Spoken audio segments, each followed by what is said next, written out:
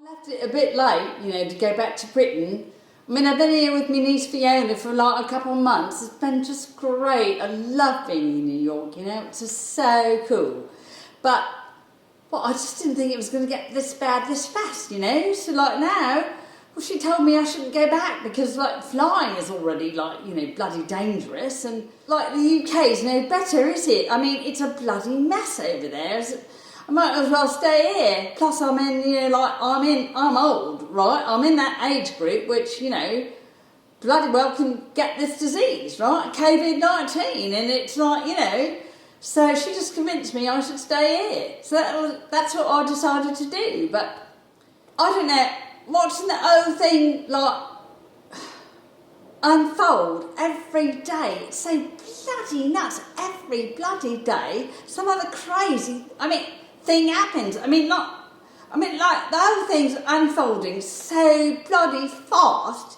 You just can't believe it. I'm not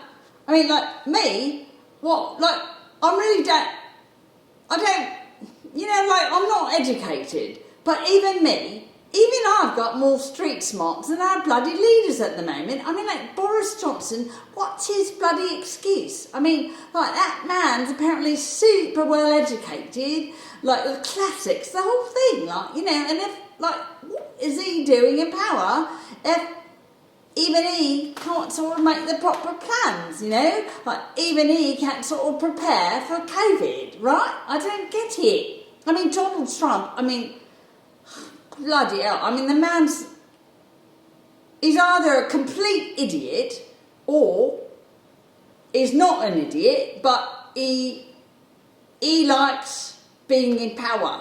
He likes the money, he likes all the perks that go with the job. His family's making like a bloody ton of money off of him being in the presidency, So it's probably like the latter. He's probably not a total idiot, but he makes so much bloody money off of this thing, it's like ridiculous, And he wants to stay in power, that's obvious, because he kept telling everyone it was a bloody democratic hoax all the way through to mid-March, he was still doing his rallies, going around sort of trying to get re-elected, telling everyone it was all fake news. Well, bloody hell, we all know it's not fake news.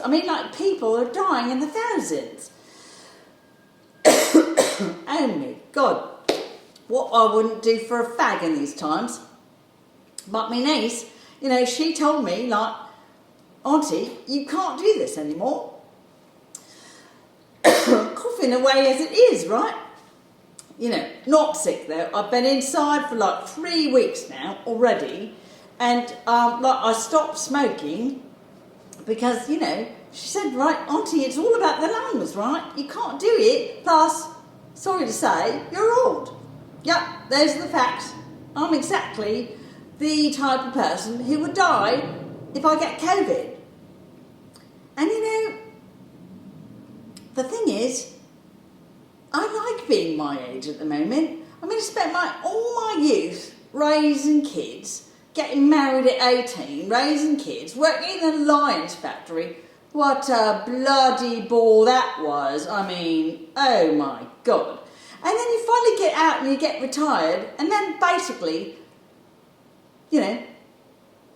there was this guy in this lieutenant governor of the state of Texas who said this 3 days ago. He said, well, basically, old people should just think about themselves like soldiers in a war and basically taking a one for the team. As in you should volunteer to croak, basically, because, well, if you get out of the way, there'll be a lot more economic opportunity for young people. Well, okay. Wow. First of all, it's totally morally bankrupt. And then, frankly, I did my bit for the bloody economy. I raised the kids, looked after my nieces and nephews, worked at the bloody factory and sort of came out the other side to have a little pension and be retired. And you know what? I like being retired. It's really great. For a person who never got to have many opportunities in life, and that's me, I like being out here in New York with my niece. I like discovering new things. I'm like incredibly curious, and I never had a chance to like ever indulge any of that.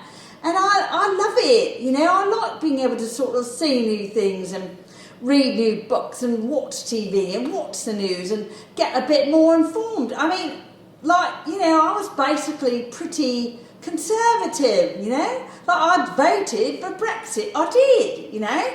But like, I like being this age. It's liberating. And I like being able to sort of share what I've learned with my own kids and my grandkids, you know. And I think it's bloody awful that somebody would suggest we should all sort of die off. And also, more to the point, if you're going to ask people to die off of COVID, well then, bloody be nice about it. Better to put them on a morphine drip. They'll die off a lot quicker and it'll be peaceful. I mean, like dying of COVID. Oh, if you've read the description of what it's like dying of COVID, I mean, if you like read what that's like, it's awful. I mean, it's bloody horrendous. People are there gasping for breath. They can't get a breath. It's just awful. If you read how stressed like the nurses are and the doctors, I mean, every time they have to make a decision to sort of take someone off the ventilator or they're just not going to make it, it's just so, oh my God, it's so mentally taxing. And I mean, I'm not even there, just reading the description was like so horrible, so horrible. And when you've got your leaders, the Prime Minister, Boris, who, by the way, as of today, has tested positive for COVID, along with, you know, is like chief medical officers. So, like, that's them out. So, like, who's minding the shop now? Well, they're sort of hopefully recovering. I mean, bloody hell. And then there's Donald Trump. He's trotting about still, as, you know, he apparently doesn't have COVID. God knows why not.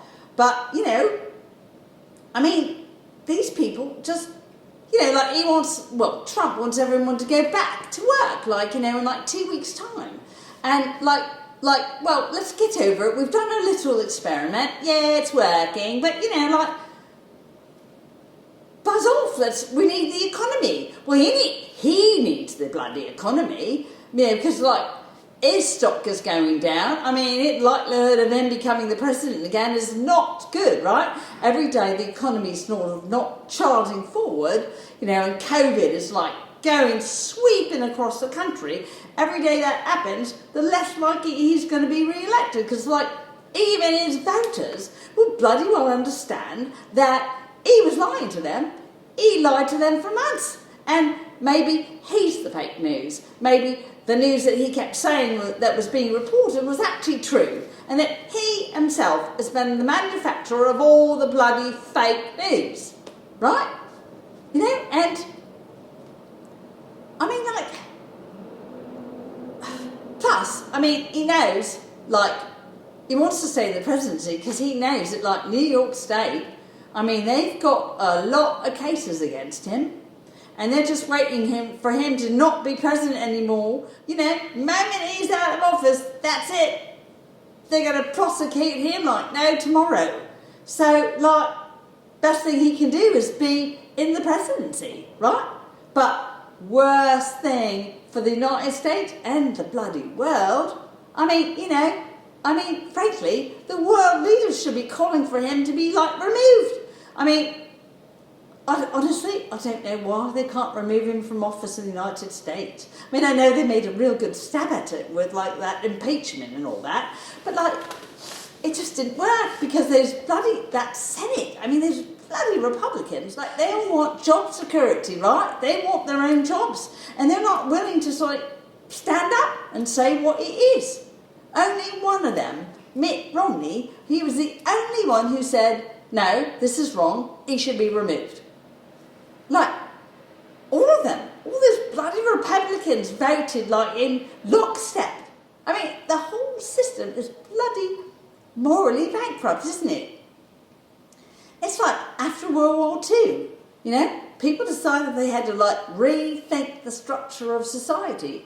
And I'm beginning to wonder if that's not what's going to happen here. You know, like you see how incredibly fragile the whole system is. I mean, all these young kids who've got jobs that are not, they call it the gig economy, right? So, I mean, even if you're not a digital worker, like even if you work in a cafe or bars and restaurants, you're basically freelance or something, but you know, like you don't always like qualify for unemployment and all that stuff. And so all these people, like, it's like a house of cards, isn't it? Like, you know, if you don't work, there's no money to pay your bills. You just can't pay. You just can't pay for your food, your insurance, your rent, nothing.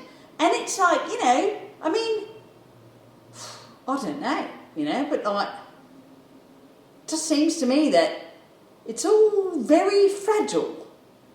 And even the whole notion of democracy is incredibly fragile. I mean, like, you know, I sit here and I think, well, how come they can't get rid of Trump? He's so obviously just not fulfilling his job. I mean, if you take an oath to, like, protect the people of the country, you're supposed to care about all of them, right? Not just, like, you know, a few people at the top. It's all wrong. It's all wrong.